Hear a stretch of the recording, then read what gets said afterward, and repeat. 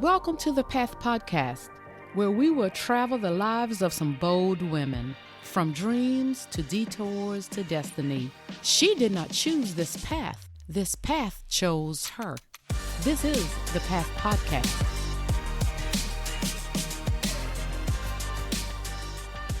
Hey, Path listeners, welcome back to the Path Podcast with your sister, your motivator, your confidence builder, the one who believes that purpose is bigger than obstacles. Well, Path listeners, we have a wonderful guest on the Path Podcast today. I am bringing in someone who is going to talk about everything about marriages. She and her husband has a wonderful business. I don't want to really call it a business, but I'm sure it's a purpose of theirs called Authentic Marriages. So, Path listeners, when we talk about authentic marriages, we're talking about building healthy relationships. We're going to talk about this not just on the marriage level. We need our singles to understand what it takes to build a healthy marriage as well. No relationship we know is perfect. We know in an hour we cannot change years of anything that anyone has been through. So you will learn more about how you can connect you and your spouse with Kaara and her husband and find out more what you can do to help build a healthy marriage or healthy relationship for yourselves. Path listeners, let me tell you a little bit about my guest. I read something where they wrote, amazing marriages don't just happen. Don't let social media fool you. Anything you want takes work. You cannot have a relationship and not nurture it over time. It will die. So let me first tell you who wrote that. My guest today is Kaara Kiddoe.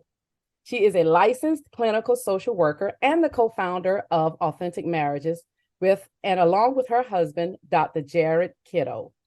Authentic Marriages is a Christian marriage ministry designed to promote emotionally and spiritually healthy marriages in the Black and Brown communities across the globe. Through Authentic Marriages, Kaara has combined her passion for working with couples and her love for travel by curating intimate destination retreats. Kaara, a little bit more about her. She graduated with a master's degree in social work from the University of North Carolina at Chapel Hill. She is a licensed therapist in private practice. Kaara specializes in helping couples restore their emotional connection and heal relationship injuries. Additionally, Kaara enjoys working with individuals who have experienced trauma and considers this one of the most sacred aspects of her job. Wow, it's a lot more I want to tell about her. And she has a beautiful family. She and her husband have two energetic kids, ages 7 and 10. And her gift of hospitality, Kaara can be found welcoming friends into their homes for fellowships, game night, friendsgiving, I love that, and simply being in the company of fellow Christians. Path listeners, help me welcome in my guest, Kaara Kiddoe. Hello, Kaara. How are you today? I am good. Thank you so much for having me. No, thank you for saying yes and coming on with me and the Path listeners. And everyone, let me tell you, there is so much more I could read about her. Her experience goes way beyond this, and I will put a lot of that in my show notes because I wanted to point this out again where your husband is, Dr. Jared is, I'm sorry. He's a double-boarded adult, child, and adolescent psychiatrist and relationship coach. And you're a licensed clinician, social worker, and relationship coach with expertise in healing emotional trauma and relationships. Everyone, I needed to still make sure and say that because I know we're going to talk about all of this, but they come with such vast experience and the knowledge and all what it takes to help build some healthy relationships. So again, welcome, Kaara, and to the Path Podcast. So I like to start with a signature question, Kaara. I like to always first ask about the younger Kaara, the one who thought she had life all figured out. We go 14, 16, whatever age you thought it was in those earlier years. What were your hopes and dreams, and are you doing it today? That is a good question. No, I don't know if I ever thought I had life figured out when the younger me.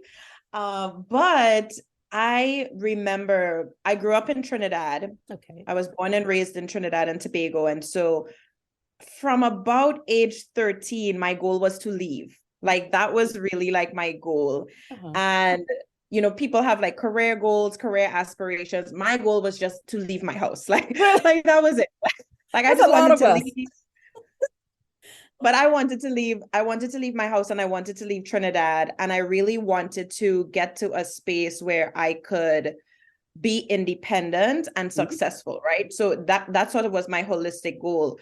But at age 17, between age 17 and 22, I wrote SAT 5 times over 5 years to try to get a scholarship to come to the States because I didn't have any access to resources or loans or any of those things. And so I was like, that was the only way that I could see out and the only way that I could see me achieving or any type of goals, right? And so I did that. And during those 5 years, it was like a hopeless 5 years as well, because every time you write and you feel like you got a good score and then it wasn't good enough for a scholarship. And so I did it again and again and again.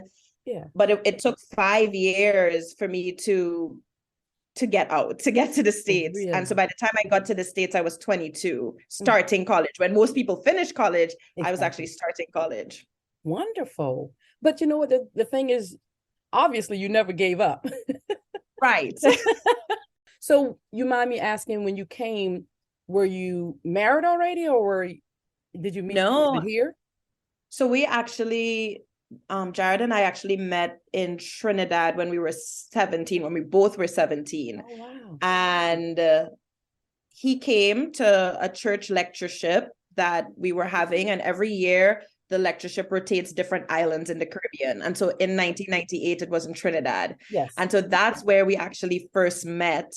And 2 years later, we both went to the same lectureship again, and it was in St. Lucia. Oh. And so we were 19 at that time. And so we didn't start dating until we were 20, but we were dating long distance. Wow. So the majority of our relationship was actually long distance. 2 years, I was still in Trinidad and he was in school in Texas. And then the latter 3 years, that's when I came to the States, and I was in South Carolina while he was in med school in North Carolina. And it's interesting, even though he's a psychiatrist, you do, you're a licensed therapist, you're kind of intertwined with everything that you do. And yeah, it's a wonderful thing to definitely seem like you have that connection in that world as well. So let's get into authentic marriages. Tell me, when did that start, or the two of you came up with that, and why?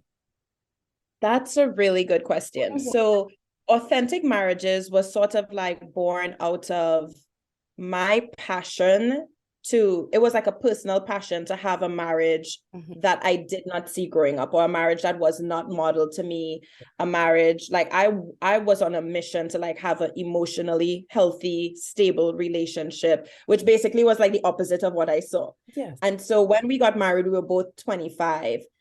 But I remember, based on our church beliefs, our Christian beliefs, we believe like marriage is for life, right? We believe that the only reason that we should get divorced is for adultery. But I was like, even with that, I was like, I am not going to be in a marriage where it's unhealthy, dysfunctional, or, you have all of this drugs, alcohol going on. Like, I was like, no, because that's what I saw too. Like, I saw people remain in marriages because of that, because of their faith. Yes. And yet it was still unhealthy. And I just felt like that just didn't sit with me and it didn't feel right. So even though that was our spiritual beliefs, yes, I was like, we're going to have to figure out how to not be a statistic and how to not end up in a space where we replicate or we repeat things that I saw growing up. And so I was very intentional from a very, very young age to really just go the opposite direction, truly. And so when we were 25, we got married at 25. So by 24, we were already like, my husband was reading relationship books. We did premarital counseling. We did a lot of stuff to prepare for marriage. And then when we got married, it was sort of like anything that I could plug myself into, like couples, church groups in church, couples retreats, anything that would just like feed our relationship. That's what I did. And that passion is what sort of blossomed into Authentic Marriages, because there was this idea of like, well, this is what I want for myself, but why not bring it to everybody else, right? Like especially I saw that there was like a deficit in terms of like support for young Black couples. Yes. Like when you look out, it's like, okay, where do we go? Who do we go to?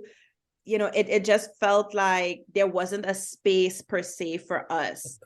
And we did a lot. That's where, you know, in the bio, I mentioned like my hospitality. We just invited a lot of people to our homes. We would have game nights. It was just this unofficial, you know, just bring people together like as a community. And then throughout the years, it evolved into, this could be a real thing. Like this could be an actual ministry, an actual with bones and structure and all of those things. I love all of that. But I love the fact that you all were still so young, because a lot of us, I got married when I was young. We do it so young, but we're not, which is my favorite word. It's been my word for about 2 or 3 years, I think, intentional. But you were intentional about what you were doing. And a lot of us say of course we want a happy marriage, but we don't do the work. And you, the two of you were doing the work at such a young age and really serious about what you were doing. That is wonderful. I love the passion and how it was birthed out of your longing to make sure that you did it the right way and tried, because it takes work. It's something I read that your husband wrote, where it said, we marry at our emotional health level. That means no matter how much we think our spouse needs to change, we have just as much work to do, even if the work is different. That's Dr. Jared Kiddoe, everyone. Yeah. And it is true. We married at that emotional level. And thankfully, the two of you did the work to make sure that we have to grow. Everybody don't realize we have to work on ourselves. And I know you know that better than anyone with building that relationship. So in the earlier years, of course, I'm sure as you were reading and learning and doing all of your professional expertise in therapy, being a therapist and a psychiatrist, you learn so much more to bring to the table again to everyone that you're dealing with building this, the business of your ministry of Authentic Marriages. Tell me some of the things that surprised the two of you, especially either early on or later on, that you've learned about having a healthy marriage. Is it something that shocked the two of you? I wouldn't say shock, no, because I think what I have realized, that word intentional is like my favorite word because that is it. Like if we are intentional, if anybody is intentional, you will 9 out of 10 times, I think you will lend yourself to having a more healthy relationship, especially if you're intentional about your own personal growth and how you show up in the relationship, right? Like, and I always tell my clients, like, life is a journey, healing is a journey. Like, we don't just arrive. We're not like, okay, here, we're good. Yeah. And I think a lot of people think that, like, and young people especially, I think young people are blinded to the reality of life, right? Because we haven't lived. We haven't lived 100 years, right? So it's like we take for granted, because life in certain aspects of our life may have been easy, or it may have been easy to be with a person, right? We're attracted to them. We talk, we vibe well, we have all this good energy. And then now when we get married, we have real life. Yes. And we have in Trinidad, we have this saying, see me and come live with me is two different things. And so I could see you, and we could be friends. But then when we come live with each other, it's like, it's a whole different thing. It's a whole different thing. And I think that because we were proactive in preparing for marriage, we had all these conversations. Like, this was conversations we were having at age 24 of like, what would you do, you know, if one of us had an affair? Like, we were like talking about stuff like that. We were talking about the reality that we went into marriage thinking, if it could happen to you, it could happen to me. So I am not immune. I am not immune to falling. I am not immune to having an affair, just because that, we tend to think of, oh, that person who had an affair, like, they must be like bad or not good Christians or not faithful to the Lord. And it's like, no, it's regular normal, faithful people who struggle. And I think we forget that. Like, we forget that nobody is immune to like falling, and nobody is immune to anything bad, like anything like addiction, affairs, like all of those things. So I think I wasn't surprised from that perspective, but I think most people are surprised because they really don't go into marriage expecting hardship. Because we really want the fairy tale. We want the fairy tale. And let me tell you this, Kaara. I spoke someplace once before, and I told everybody we need to throw out the fairy tale books because we only show it to our little girls. We need to give it to. I said, if you don't give it to your little boys too, don't give it to our little girls only, because I want them to stop thinking that that's just that fairy tale life. Of course, there's nothing wrong with it, everyone. It's just that we need to. It's not reality. When you said that you have to go into it saying, you and your husband asked, what would you do if you had an affair? That's the key. One of those questions that you have to know. What are your non-negotiables, or what would you do if what you just said? I love that. You needed to be my friend, Kaara, many years ago. That's good information. So I want to ask you this question. Do you believe, is it anything considered what is considered a healthy relationship? Good question. So I would say that a healthy relationship requires two emotionally healthy people. Yes. Right? I think we need both partners. Exactly. Both partners to do the work, both partners to be willing to be introspective and be self-reflective in a way where I can be honest about the flaws that I have, that I bring to the table, and not project it on you, not blame you, not shame you for stuff that's mine. Yes. For stuff that belongs to me. And I think that's what happens in a lot of relationships where conflict tends to happen, is that the distress tolerance of my own fears and insecurities and stuff is what ends up coming out when we're arguing, and we don't realize that that's what's happening. And then you end up getting blamed, or I end up blaming you because really you just made me feel bad. Yes. But it's still my stuff. Exactly. That makes sense. So what do you say to, I want to go into what we would tell people starting out. I think you've gave the information on what to do starting out because of what you just said that you did, you and your husband. But what happens like in a marriage today? Someone who's been married 10, 15 years and things did creep up, that some things we probably ignored, some things that we pushed to the side. And that can be heavy if it's someone who had an affair or drinking a little bit too excessively, and it's kind of causing some issues. How does that person now try to, and if both people do love each other and they want to make it work, what do you suggest to a couple like that? So the first thing I would say is like, don't do it alone. Number one, like, I am a strong believer in community, and that God gave us community so that we won't have to suffer by ourselves. Because a lot of time when we are in pain, but we're isolated, our pain is actually magnified and multiplied. And then when we're in a position where somebody else can see our pain and empathize with our pain, it actually lessens the weight and the heaviness and the burdens that we're carrying. And I think that even lends itself to the scripture of like, carry each other's burdens, because that truly, there's just certain things in life that we were just not meant to carry. Like, we were not meant to carry by ourselves. Even Jesus did not carry the cross by himself. Like, think about that. Yes, that's true. Right? Yeah. Like he needed help because at a certain point it was too much. And I think for heavy things like that, whether it's domestic violence, drugs or alcohol abuse, affairs, they are so big and they create so much pain and suffering in relationships that a lot of couples find themselves suffering quietly or by themselves. Because one, I'm ashamed to even say that this is what's happening in my home. Yes. I'm ashamed to even say out loud that I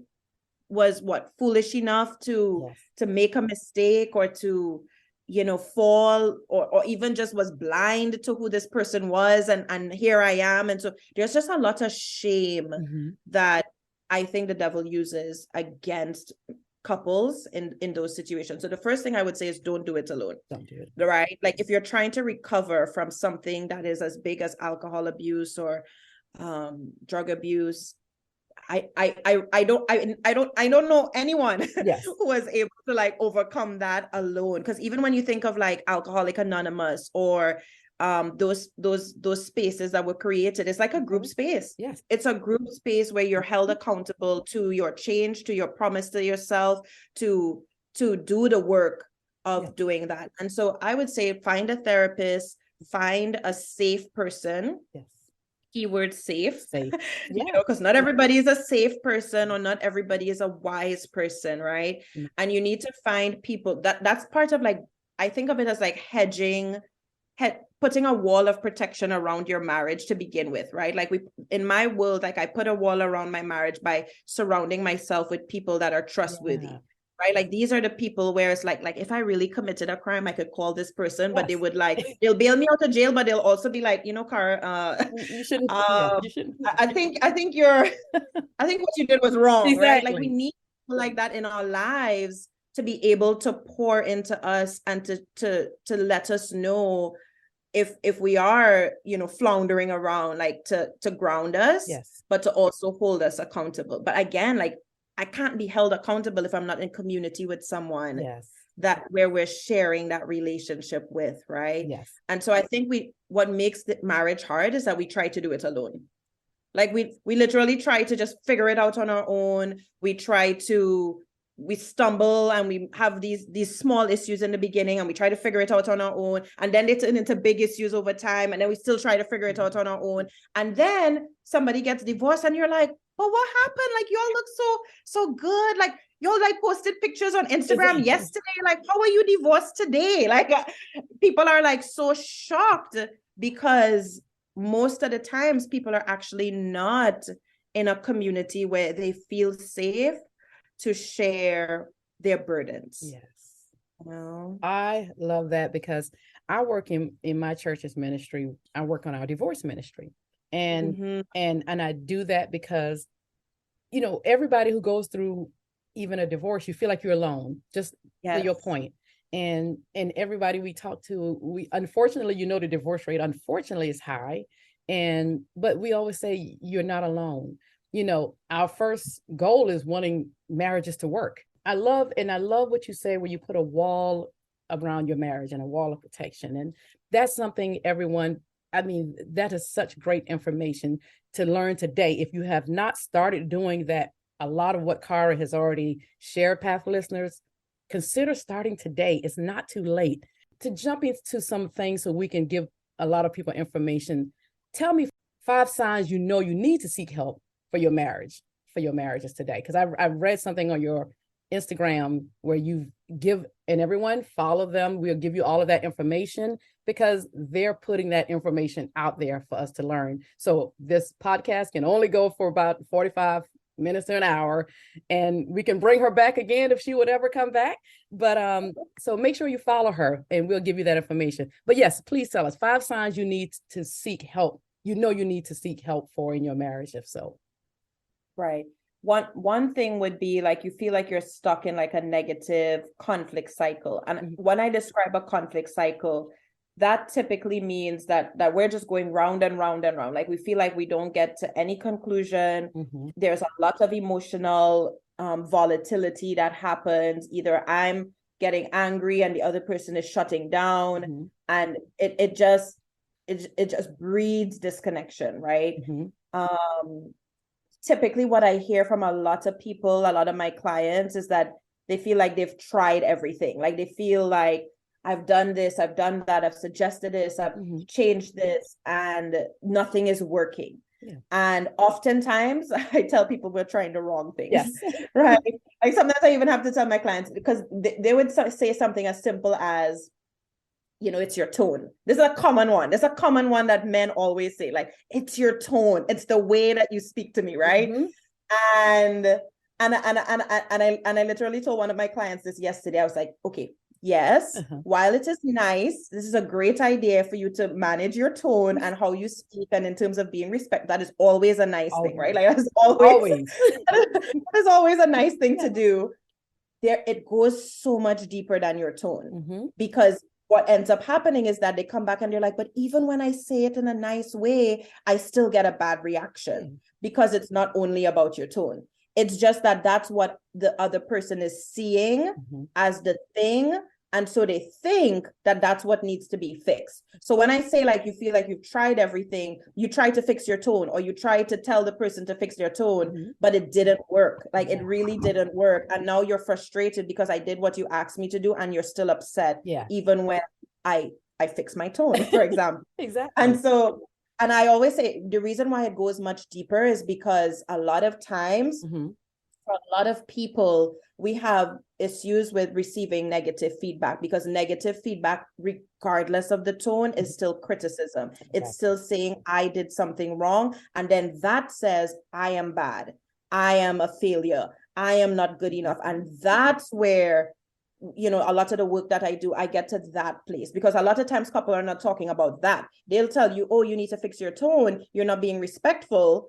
But we never say, really what your tone is sending me the message is that I'm a failure. Like I've failed as a husband. Like if you get a man to say that, it's like, as a woman, you're just going to be like, oh, okay.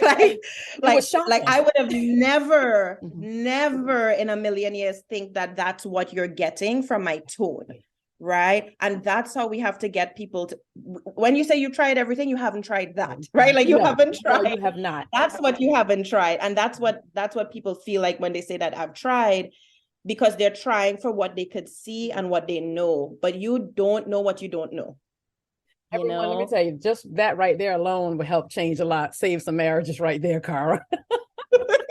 I don't know if you want to say something, add more. So the other, not to that point, but the other things would be like, if you think of if you're thinking of divorce as a way of escape, because a lot of times we are so sad and so lonely in our marriages, and we feel so isolated that when you think of a divorce, it feels like a relief. It feels like freedom. It feels like, oh, I could get off of this like oppressive feeling that I'm feeling right now. And divorce is like sending me all of the lovely feelings, right? Like that's a sign of like, okay, ring the alarm bell, because if you're thinking of divorce as like a form of relief, then that's a sign of how distressed and hurt and overwhelmed you are feeling already, right? Like I think like that's a clue that we shouldn't be walking around in our marriages feeling that overwhelmed. Like, like when I talked about in the beginning that we in marriages, we don't anticipate like having problems, right? Like when we're young and we're, rose-colored glasses and the fairy tale version of marriage, like we don't really anticipate having problems. But then when we do have problems and it causes us to feel so overwhelmed and so alone, like imagine living with someone and feeling alone. Like that's one of the worst feelings. Yes. One of the worst feelings anybody could have is sleeping in the same bed and feeling worse than you did when you were single. Like it's like, no, like if you reach that point, we need to go for help. Like you should not feel like we're roommates or we're just living parallel lives, walking side by side, like not really, like you're not partnering together. You're just rooming together, and that's like, that's a telltale sign of like, we've gotten so disconnected that we need help to reconnect. And the other bigger ticket items, of course, is like affairs and drugs, domestic violence, physical abuse, verbal abuse, any of those things that any of those big things, but also things that are like, you might just detach yourself or feel numb. And numbness is like a protector. It's like, it's there to like protect you from feeling the immense amount of pain that you're living in. And if you get to that space, that's also not good, right? Like that's also not a good space and a healthy space to live in. No, it's not.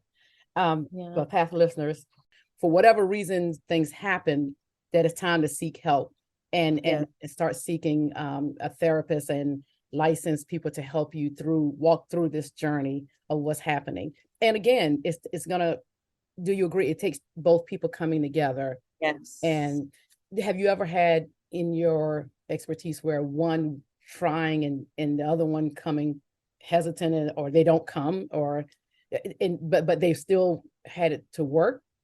So I would say, so that dynamic, what you describe is very common. It's almost like a leaning in, leaning out. Like one person is leaning into the marriage to try to make it work, and one person is leaning out, like almost like one foot out the door. Yes. And that's a very hard space to work in, because you really do need both people, right? Like you really do need both people to be committed to the process. And it's not to say that the leaning out partner can't eventually start leaning back in. It's just that might actually be the first goal of therapy. Yeah. That the first goal of therapy is for us to get on the same page. The first goal of therapy, because to really do the work to rebuild safety, I will never feel safe emotionally if you're leaning out. Exactly. If everything, all the smoke signals you're sending me, all the signs, all the energy is like you 1 foot out the door, I would never feel safe to relax and feel like this is going to work, so then I'm going to pull back in some form of fashion. So then both people end up sort of like cocooning themselves, exactly, or being in like this protective state. And so it's not to say like that's impossible. It's just that's sort of like one of the first spaces that we have to spend time with. Is the person who is leaning out might be burnt out. They might be it might be the wife who's like, I am so done trying. Yes. Mm-hmm. And now that I'm done trying, the husband has woken up and is like, okay, we could go to therapy now. And she is so burnt out. Yes. She's been burnt out 5 years ago. Mm-hmm. And now you're waking up to say you're ready to try. So sometimes it's even getting the wife to like, okay, let's explore. There's a lot of work that we have to do just to even explore her pain that led her to the place that she's like so exasperated that she's like leaning out. Yes. And sometimes when people are able to feel and see that their partner understands why they're like this, that also helps them to lean back in, because then it's like, oh, you get this now. Like you actually get why I'm like almost out the door. Exactly. That's good. That's really good information.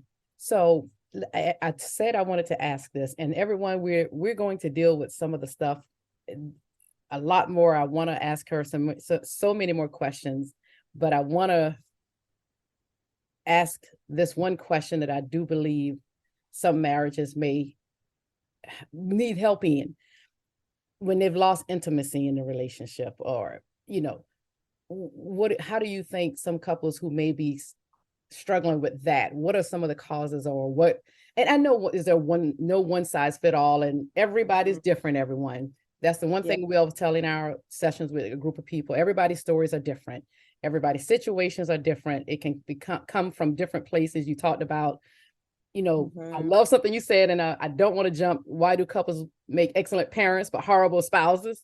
So this all probably can go hand in hand, but tell me how couples can get their intimacy if they're struggling in that area back on track. And that's a big question, because like you said, there are so many, every relationship is different. Yes. But a lot of, and sex in general is like a complicated topic, right? Like it's multi-layered, because you think of, if somebody has experienced sexual abuse, that's going to impact their intimacy in their marriage. If a spouse is leaning out, or if there's emotional disconnection, that's going to impact intimacy. If there are young kids in the marriage, and your time, your energy, your literal body is like devoted towards taking care of the kids, that's going to impact your intimacy. And I think one of the things to note, one of the take-home messages I would give to couples is that very rarely you would enter into a marriage and at some point in your marriage, your intimacy is not going to be challenged. That's another thing we should expect going in. Good. That's another thing we should expect going in. We should expect that we will have seasons of where, almost like a roller coaster, where we go up and we go down, and we go up and we go down, and that is normal. And I think that people think that is not normal, because we go into marriage thinking, oh, we're supposed to have sex X number of times per week, and now that we're married, this is what's going to happen. And then it's like we're in for a rude awakening. Yeah. I'm like, oh my gosh, that's not the reality. So then what's wrong with me, or what's wrong with us? Not realizing it's us and everybody else in the same boat. Everybody's and they're alone. It's just them. Yes. But that's why we need community. That's exactly why we need community, so that people know that they're not alone. yes. And nothing is wrong with them. They're not broken. That this is par for the course. It's just that we have to stay the course. Okay, like let's stay the course. Yes. And but there are great people who specialize in like sex therapy, for example. Being specialized as a therapist in sex therapy is almost like getting a whole nother master's degree. Like it takes so much additional training that they have to do. And so that would be one thing that I would recommend too, is that you don't even have to be. There are a lot of couples who love each other but still struggle with intimacy. So struggling with intimacy doesn't even mean that something's wrong, like we're not like in our relationship per se. It could just be life, right? It could just be you're busy working, I'm busy working, we have kids, we have stuff going on, and life, right? Nothing bad, it's just life. And that's the stage that most couples are in, where they enter into spaces where they get disconnected. It's life stuff. It's not even the big stuff like affairs or drugs or abuse. It's life. And everybody is prone to life. Like that's the thing, right? Like, so we all are living life. Yes. So therefore, we all are going to be in a space where at some point in our relationship, our intimacy is going to be a challenge. Yes. And again, if we think of it as like, this is to be expected and par for the course, then I think that changes the dynamics of the conversation, because then it's not about, oh, you don't love me enough to do this for me, or to you're withholding in this like negative way. It's sort of like, well, what's happening with you or what's happening with me that may be reducing my desire or my ability to even want to be intimate, right? Like we can shift the conversation away from blaming the other person to like really being curious and really trying to understand what's going on, because people have health issues, people have medications that have side effects that affect their desire. We have mismatched desires naturally just between men and women. So there's just so many things. And I think as couples, we're just generally afraid to talk about it, to be honest. I think if you polled 100 couples, 90 of them probably have not had this conversation. Yes, and that is such a good point. And Path listeners, and if you're in one of those people or experiencing that, I like that you recommend that there are people who really do extra training, or it's a whole, like you said, master's degree to deal with this topic. And if not, still just have that conversation with your spouse if you're not. Start today. Today is a good start. Everything Kaara is giving us. And I love what you said, that life happens. And you all wrote something where busyness is not a badge of honor. Tell me what you mean by that. So when I wrote that post, one of the things I was thinking about was that we use busyness almost as like a response to a greeting. Hey, how you doing? Oh, girl, I'm busy. Yeah, me too. And then it's like, and so it's almost like busyness has become the equivalent of like saying how we're actually doing, right? Like instead of actually saying like, oh, I'm struggling, or I'm happy, I'm sad, we actually just say I'm busy, right? And I think busy gives us a really nice packaged excuse to not do the work. Exactly. Right? It gives us a reason that is society, like it's accepted by society. It's an acceptable response by everybody in wider society, that if I'm busy, right, I don't have to show up, I don't have to be present, I don't have to do the work with myself, I don't have to do the work in my marriage because I'm busy. And there is a quote that I read from a book that Kobe Campbell, who's a Christian trauma therapist, she's bringing out this book in April. And in a quote from the book, it says, many of us spend our lives distracting ourselves from our pain by serving and giving to others, all the while hoping our altruism will scrub the stains of our sadness from our soul. The fear that motivates us robs us of the deep joy of service and connection. So we're the givers, we're the servers, we're the ministry leaders, we're the people that pouring out to everybody else. And we occupy our time, we occupy our days, whether work related, ministry related, service related, serving our kids, taking people here, there, being a bus driver for our kids, all the things. We're doing all the things, right? And we're spending so much time doing those things, and it feels good because I'm doing good. I'm not doing anything wrong. I'm not doing anything bad. So that's why it feels good. But it denies us the opportunity of being introspective and sitting with ourselves, sitting with what it is that we're really feeling. So I see this on both sides. Like with men, they can get really, really busy with work, right? Can drown themselves almost with work, come home late, leave early, travel, all the things, right? And that's acceptable, right? When you think about it, right? Like we accept it as a society that that's normal. It's normal. And the truth is, though, is that now we have a wife at home with 3 kids, still going to work, managing the household. And now she's feeling like you're not there for me. You're not there for us because you're always gone. Right. And then if she says anything, then it becomes, wow, like you don't even value what I'm doing. You know, like I'm working so hard for this family. And then now she's feeling like, but you don't value me because I'm here with the kids and I'm doing all of these things. And it's like, but nobody sees that, right? And so both people are like on the same end of different versions of busy, you know, and none of them are actually connecting or actually have the time even to connect with yourself. And I think if we're not busy, what that does is that it forces us to feel. It forces us to feel our feelings. And we don't.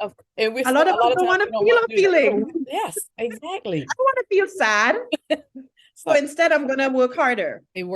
So those couples and people who are doing that, being busy, and like you said, they're doing some things that are very good. And they're starting businesses, you know, working hard, husband or wife, whomever is going in and out of just the everyday life. The balance, the trying to, you know, like you said, busing the kids here and there for their activities. How do you balance all of that? What are some of the suggestions suggestion that you would give to a couple who is trying to balance all of that and still say, okay, give time to myself, my spouse, especially, and try to make it all work? How do we balance that? Yes. So this is the question of the day, because it is, you know, the honest answer is that we can't balance it all. Okay, good. Right? Like that's being honest. I know. That's the honest answer. And and here's where, for me, like I draw a hard line with my kids when it comes to my marriage, in that I want them to know that my marriage is first. Right? Like I want them to see that my marriage comes first. And so that may mean that I have to say no to you, kids, for certain things, because we're not going to be able to be there for everything. And I think today, in our world that we live in, is that the world is very child-centered. The world is our culture is very child-centered, and it centers around, you know, making sure your kids are in the best extracurricular activities, signing up for sports, doing all of these things. And so this is where it becomes difficult, because not only are we putting our kids, I mean, we have school, first of all, that's a thing by itself. Then they have all this after school stuff going on. Then we have our thing going on with our business, building our business, which takes time. And if you're own your own business, you have no work hours, right? Your work hours 24 hours. You're working 24 hours. You're working till midnight sometimes. Till you go to bed. And then when you wake up, it's like work again, right? So it's all about setting boundaries and being willing to say no. Like I have to be willing to say no to you so that I could say yes to myself, or that I could say yes to our marriage. And what most people end up doing is that we say no to our marriage, or we put our marriage on pause, you know, on hold. You know, we say, okay, we don't need to be intentional with our marriage, because we need to be intentional with the kids, and we need to be intentional with our business or with our careers, right? And because I work with a lot of, I call them power couples, people who are either in like a high, you know, intense professional space, or you're a business owner, right? So you're like a power couple because you're really on like the pathway to achieving high success. And the only way that you can balance it all is by saying no.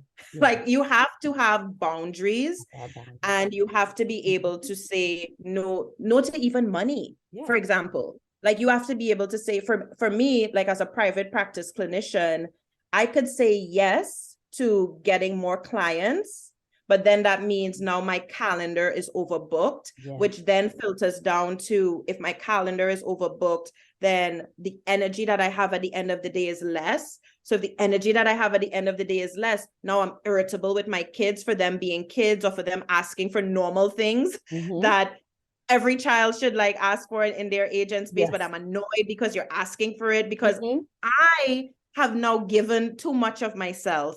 And so now I am in a space where I'm like, no, you know what, Kaara, 15 clients a week is already like a lot. Right. And there are some weeks that I went to 20 clients and I'm like, 5 more clients means more money, but is it really worth my time, my energy?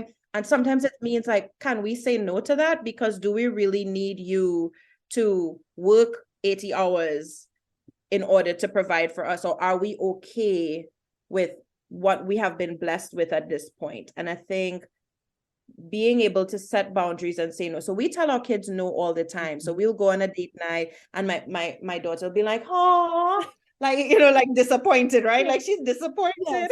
Because she's trying to understand right now, you know, it's about me. And now that they can talk, right? Yes. Now that they can talk and reason and stuff like that, we can actually tell them, we say, no, mommy and daddy is going on a date tonight. So that means we don't have like, you know, we're not hanging out with you guys tonight. And they'll be like, oh, like disappointed. And that's okay. It's okay. Like, I am okay with that, because now I'm teaching her that it will also be okay for her to tell her kids no and make time for herself. Like as women, especially, I think it's sometimes one of the hardest things for us to learn how to do is to say yes to ourselves. Yes.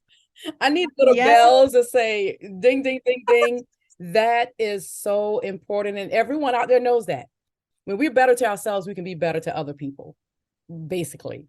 And and something you said that it was so important that I heard many, many years ago. It was on the Oprah show. It was she had a therapist on talking to couples.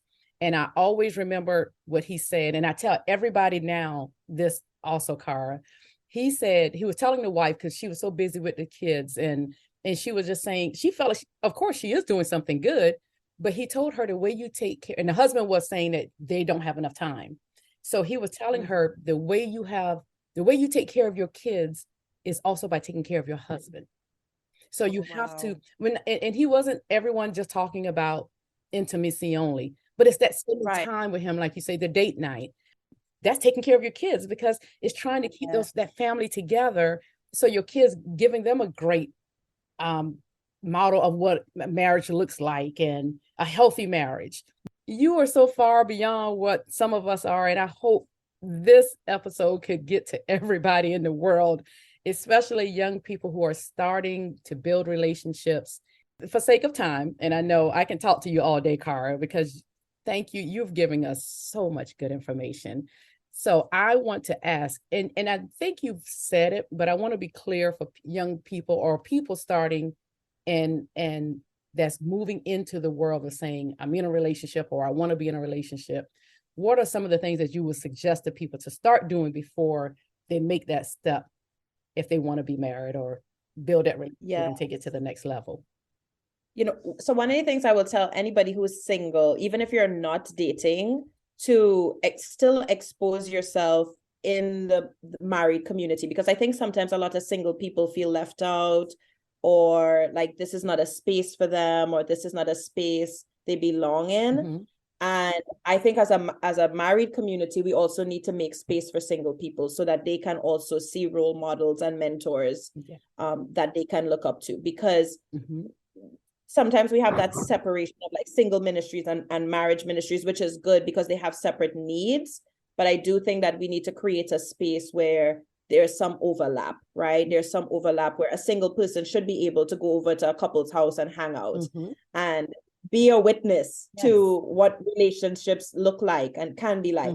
So that would be the first thing I would think of, is that even if you're not in a relationship, but you desire to be in a relationship, hang around the people that you want to be like. Be around, find spaces to be around people that it's almost like the same thing in a business setting, right? Yes. Like in the business world, you want to find a mentor that you look up to, Yes. that you admire, that you want to be like, and you want to ask them to be their mentor, right? Like in a business professional setting, that's a common practice, is to find somebody that's 10 steps ahead of you, but willing to pour into you. Same thing for like if you're single, you know, it's like finding that those people in church, in your circle, in your community that, you know what, it's like, I desire to have a life like this, and I want to learn. I want to be a witness, a fly on the wall almost. Of course. And the other thing would be investing in yourself. So investing in yourself, doing your work, doing your own trauma work, and I use the word trauma broadly because a lot of times when people hear trauma, they're like, "Ooh, that sounds like really big and heavy." But trauma is not only like big things like abuse, you know, physical abuse, sexual abuse. Trauma could be losing a loved one. It could be death, you know, of somebody special to you. It could be divorce. It could be, you know, having somebody in your family who is really sick, going through cancer, or that's you witnessing that is like a trauma to you, right? And so sometimes we don't realize how those smaller things in life can impact us. And so if you do your work as an individual, you will also simultaneously attract healthy people. Yes, I agree. You know, you will attract the right friends, you will attract the right community members for your community, and you will also attract the person who is worthy to be with you, the person who has also done the work or willing to do the work. One red flag I will tell couples is if you meet somebody that says, "I will never go to counseling. That is not for me," run. Like run for the hills, okay? Because what they're telling you is that they're not willing to do all that it takes to make a relationship work. You know, and we have to start there. We have to start with the idea that I'm willing to do whatever it takes to become the best version of myself and for us to become the best versions for each other. And there's a lot of shame people have with like going to therapy, feeling like therapy is like a curse word. Like, you know, if I go to therapy, that means something's wrong with me. And I think of it as like if you were trying to lose weight and you went to the gym and you had a personal trainer. That's what your therapist is like. Your therapist is literally like your guide, your mentor, the person that is going to help you get to your goals and keep you accountable to getting to your goals. Just like a personal trainer. Like some of the stuff I will not do if I didn't have somebody like pressuring me to do it, right? Basically in the gym, like if they didn't say, "Come on, I think you could lift some more pounds," I would cheat. I would be like, I would lift half as much pounds, you know, because I'm like, I don't want to do that. Yes, because as soon as we start to feel that pain after that 10th or 8th lift or whatever it is, we want to stop. We're done. We want to tell ourselves to stop. So that's why we do need that therapist. And that's why on the Path podcast, we love promoting, get a therapist. You got that person who is experienced to listen and pull some other things out of you that we may not have thought of in our lives. It is normal. I think that should be a yearly exam we go to now to a therapist. I wish it was. I know that sounds like a great idea. I really wish we could make it a yearly thing. It's like everybody go talk to somebody. So I want to talk everyone. Now we're going to move into what we can do to help our relationships and our marriages. Tell us about the benefits of a couples retreat because I mentioned it earlier that you and your husband have one coming up. Tell us about that and the benefits of it. So we have our Celebration of Love retreat, destination retreat is happening in Belize, July 8th to 12th this year. And every year we try to go to a different country each year. And we started in Aruba. Last year we went to Jamaica, and this year is Belize.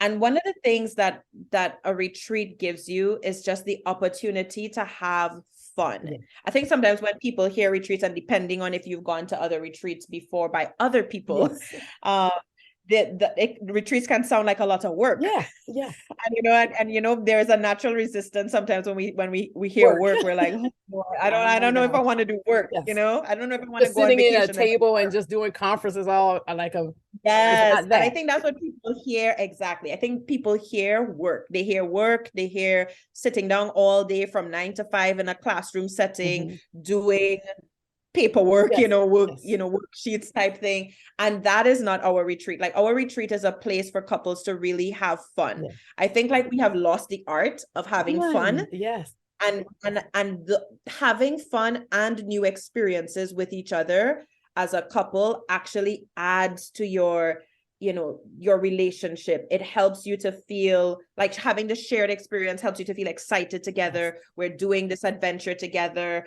We're doing something, new and different with each other. And that just creates so much good vibes and good energy between couples. And that's a lot of what's missing in a lot of relationships is just fun, Yes. just pure, unadulterated fun, right? Like we need, so our retreats are very fun. We try to curate it in such a way where everything is planned. So you just pack your bags and come. Wow. So you don't have to think about anything. You don't have to plan anything. You just buy your tickets and that's it. And we curate a lot of couples types activities as well. And we like our retreats really small and intimate, so that way people can actually get to know each other and feel like they have friends who are in a similar stage of life. They have friends who are with similar ambitions, similar spiritual goals. Like it's so healing also to like be in a community that looks like you, that aspires to the same thing like you, that is searching for, in your marriage, you all are going to the same place, right? Like we're all striving to have spiritually healthy marriages as well. And so it's a space where it's like you feel like you're in a community of like-minded people who are also there to pour into their marriages and have fun. And so we curate, we would do different adventures in whatever country that we're in, but in the retreat itself, we may do things like experiences with the couples themselves, where they can have like some intimate moments or some connectivity moments, and do those activities together to kind of add some spark and zest and stuff into the marriage. So it's really fun. Like when I think of retreats, when we say retreats, it's not, I always tell people, it's not what you think. It's not a conference. It's not a conference. A conference is different. I love that. And I saw your pictures online, and everyone, it looks like fun. It's just like, okay, is it closed already for the year, or? No, we still have some spots available. Oh, wonderful. So everyone, tell us how. Go ahead and give us a social media, your website, so that everyone can start going out there right now before this episode ends and you listen to it, so you can start getting in get a spot in there if need to. Yes. So the website is celebrationofloveretreat.com. Celebrationofloveretreat.com. Okay. Yes. And so one of the things that we do is that you can go on the website and get all the information about the retreat, the cost, the itinerary, what to expect. But one of the things that we do actually is offer a free consultation by Zoom for new couples who are joining the retreat, because we also want to make sure that it's a right fit for you. Like we want to make sure that the people who are coming like actually love their spouses and actually want to be together and are not warring with each other, right? Because I think like there's a difference between a retreat and like say an intensive, like a therapeutic intensive, where that's where you do the work. Like that's where you go and we're setting up shop to do a lot of heavy lifting therapeutically, and that's not the retreat, right? And so sometimes people might be looking for two different things, of like they might be looking for something to save my marriage, right? Which is more of an intensive, a therapeutic intensive, versus a retreat where it's like, this is a space for me and my spouse to just connect, have fun, enjoy each other, be in good company with fellow like-minded people. So we do a Zoom consultation to make sure that, we are all on the same page with that goal in mind, right? And that if you do need more help in your relationship, that we have other programs for that, right? Like we have a different program. We have our couples coaching group that is more geared towards doing the heavy lifting, right? We do that over 12 weeks and we meet an hour and a half every week, and you have homework in between sessions. It's a lot more of an intensive type thing where you have to do the heavy lifting. Like that's the weight training. That's the stretching your muscles and growing and pushing yourself and challenging yourself to have difficult conversations that make you feel uncomfortable or might even be triggering, right? Like, but that's a very different space, and it's for a very different need than say the retreat, where it's like, generally speaking, if you're on the brink of the divorce, like I wouldn't recommend the retreat. I would more recommend the coaching group, because the coaching group will be more helpful towards building your relationship, repairing your relationship, that type of thing. But the retreat is for couples who are who really are love each other, of course, and want to be with each other. And I'm glad you made the difference again, because that is such. See, that's why you talk to people, because it makes so much more sense to see it that way. Even though we probably should know that, don't go in there with really you on that last string, and everything that person says to you just, irritates you. Blow up a ball of flame. Oh my goodness, thank you for clarifying that. So tell us about the program that you offer for couples who feel like they need that 12-week session. That program is called Marriage Reignite, and it's on our AuthenticMarriages.com website. And that program is for 12 weeks. And we go through, there's a curriculum that we go through where we're covering certain topics each week. And one of the things that I love it as a therapist, I actually see 12 weeks is the equivalent of like 3 months, right? And normally, according to the research, it takes about 3 to 6 months of weekly couples therapy before couples start to see an inkling of change. And I tell my couples, like, those first 3 months of couples therapy, you're going to feel like you're burning your money, and you're going to feel like nothing's happening and nothing's changing, which again is normal because it does take that long, right? But the groups, the magic of group and anything done in groups is that it has a multiplier effect. It has a multiplier effect of pushing people further along faster, because you have the benefit of the other people who are in the room with you sharing their lived experiences. And also, when you can see yourself in other people and you can hear almost your story through someone else, that does something for you that cannot be replicated in an individual setting. Right. And that's one of the reasons why I love anything groups. Like, I don't care if it's for grief, divorce, couples, I just love groups for that reason, because it is such a healing space to be in when you realize you're not alone. You realize other people are going through the same thing. You can see your pain through the eyes of somebody else's, which then validates your pain and helps you to not feel like you're crazy. And then you also have the momentum of the group where it's like, okay, well, we're pushing forward. So it's like, I almost get to, in the group setting, honestly, I get to push couples further and stretch them further than I am as an individual, like us working one-on-one. Like, people think that we are going to benefit more because the time is just us, right? Like on one-on-one, if I see a therapist for 1 hour, I just get to talk about me, and therefore you think that that's going to be more helpful, but people don't realize the power of other people being in the room with you and what that does and how that translates into how it lands on you. Because I could tell somebody that this is normal and they might just think, oh, you're just saying that to be nice. But then when you say it's normal and you are a representation of them, it's like, oh, okay. He feels the same way.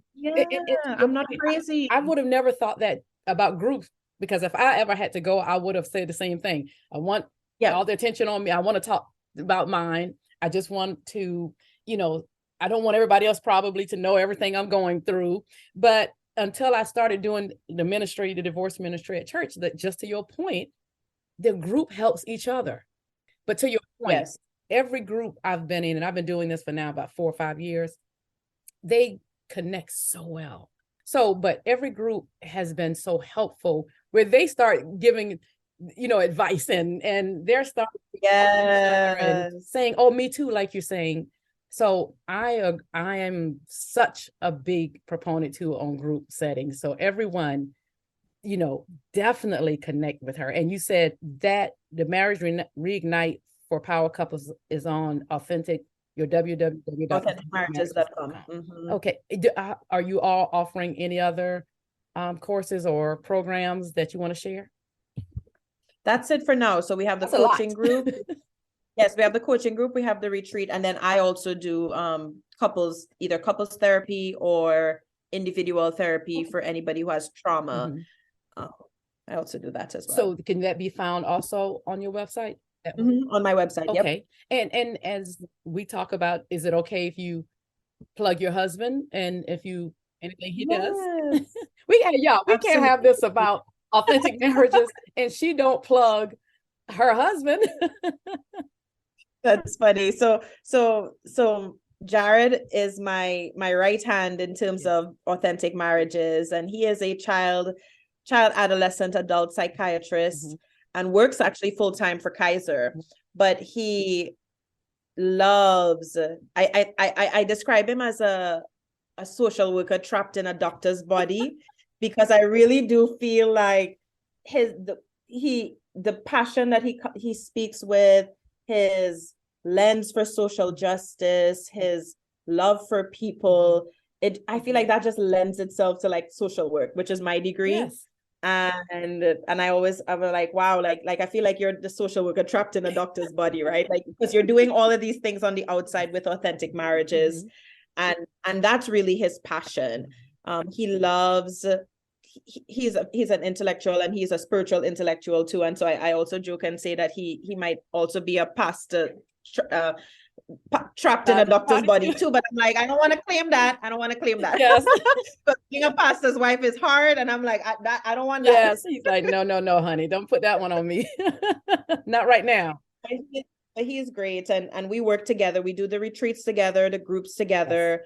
Yes. He does a lot of the planning content wise and teaching the content and stuff like that. And I help more like making everything cute and pretty and logistics and planning and all of the things. And so we bring all of those parts together.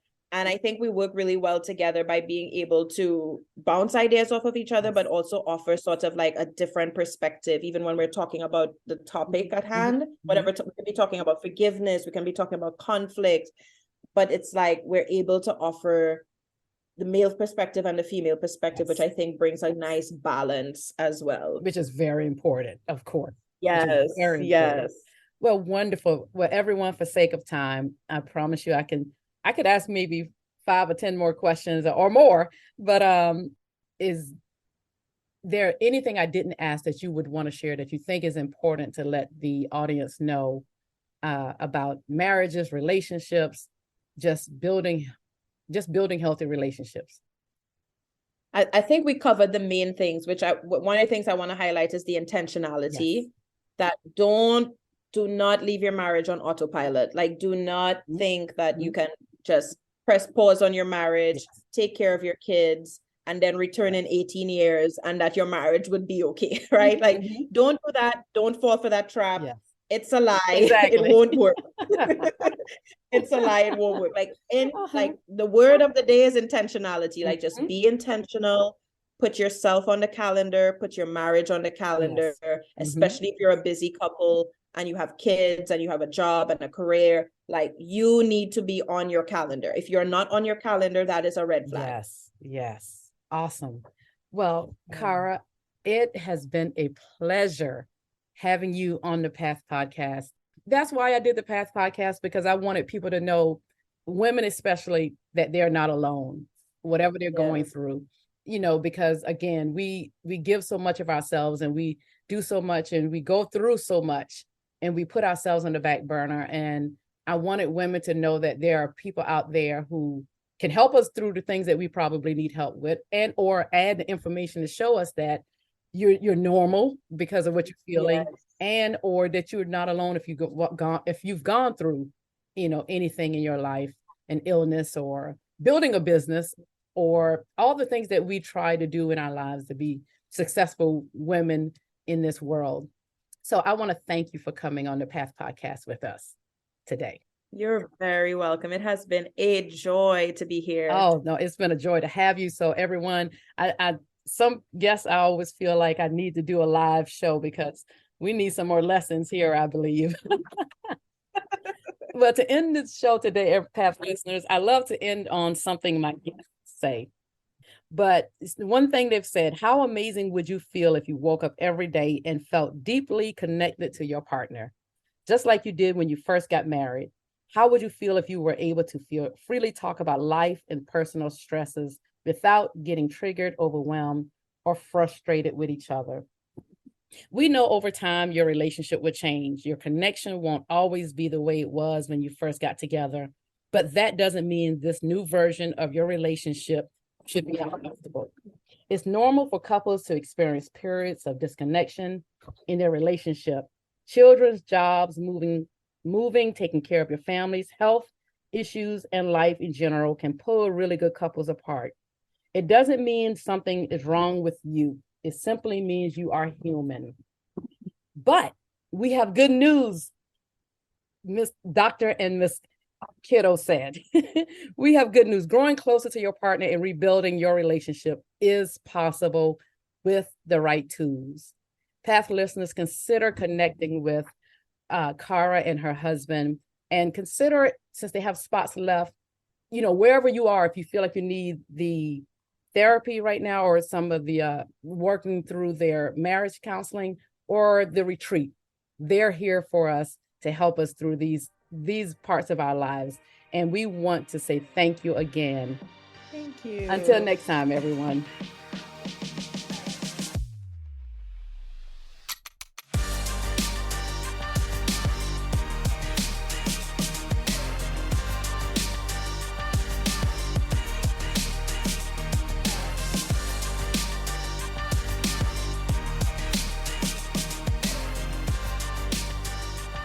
Thank you, everyone, for hanging with us. Don't forget to subscribe and leave a review on Apple Podcasts, Spotify, Google Podcasts, and other platforms, so you can stay up on our bi-weekly, real conversations with these bold women. You can follow The Path Podcast on Facebook at The Path Podcast and on Instagram and Twitter at The Path_podcast. And if you would like to be a guest on the show or have questions for a future show, you can email us at thepath4ward@gmail.com. That's thepathforward@gmail.com. And if you're looking for a speaker or you're in need of a life coach, please reach out to me. Again, at thepathforward@gmail.com or at ACKORLEH@gmail.com. Thank you. Until next time.